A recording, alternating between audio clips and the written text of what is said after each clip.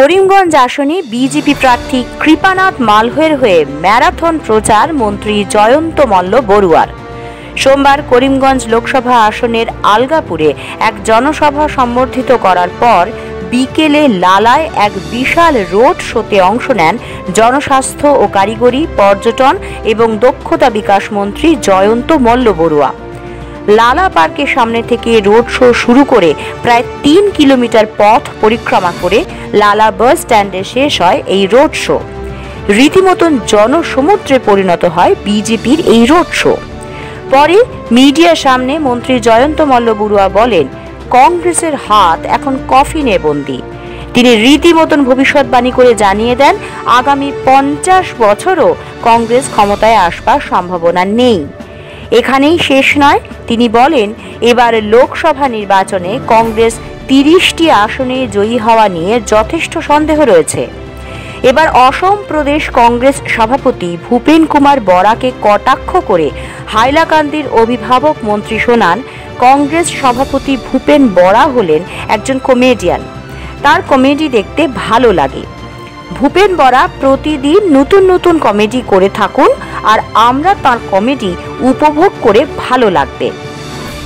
এবার রাইজর দলের সভাপতি অখিল গগৈকেও ঠুকতে ছাড়েননি মন্ত্রী মল্ল বড়ুয়া। কোনো রাগ ঢাক না রেখে বলেন, অখিল গগৈ কে? অখিল গগৈকে কজন চেনেন? বরাক উপত্যকায় মানুষ অখিল গগৈকে জানেন বলে সন্দেহ আছে।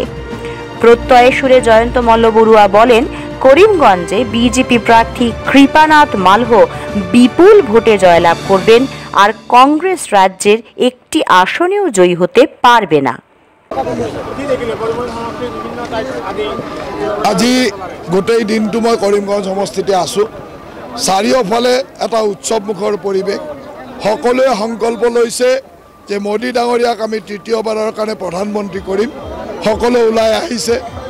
আজি লালাতো দেখিছে কি ধৰণৰ ৰাইজৰ উৎসাহ। এই উৎসাহৰ পৰা আমি নিশ্চিত যে আমাৰ প্ৰাৰ্থী, ভাৰতীয় জনতা পাৰ্টিৰ প্ৰাৰ্থী কৃপানাথ মাল্ল ডাঙৰীয়া অতি কমেও ২ লাখ ভোটৰ ব্যৱধানত বিজয়ী হ'ব। চাৰিওফালে উৎসৱমুখৰ পৰিৱেশ, আৰু আমি সকলোৱে মিলি প্ৰধানমন্ত্ৰী নৰেন্দ্ৰ মোদী ডাঙৰীয়াক তৃতীয়বাৰৰ কাৰণে প্ৰধানমন্ত্ৰী কৰিবলৈ সংকল্প লৈছোঁ।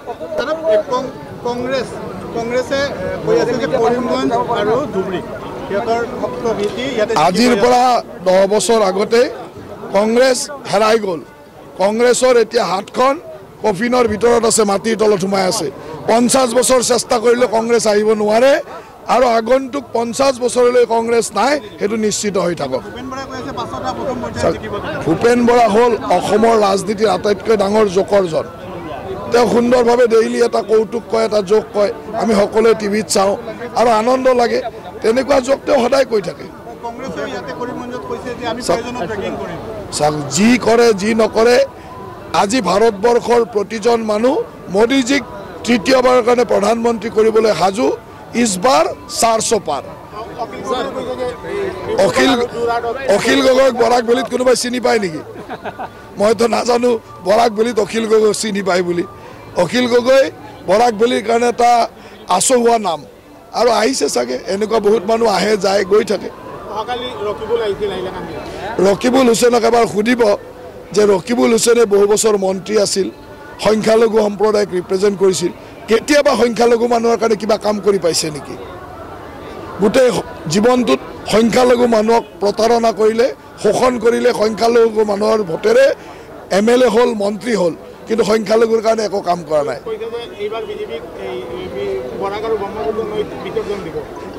কংগ্ৰেছে আজিৰ পৰা 10 বছৰ আগতে কংগ্ৰেছক গোটেই ভাৰতবৰ্ষৰ ৰাইজে বিসৰ্জন দিছে। এইবাৰ লোকসভাত ভাৰতবৰ্ষত 30খনতকৈ কম চিট পাব। সেইটোৱে হ'ল ভাৰতবৰ্ষৰ প্ৰতিজন মানুহৰ কংগ্ৰেছৰ প্ৰতি স্বীকৃতি। Bureau report, NE8 news.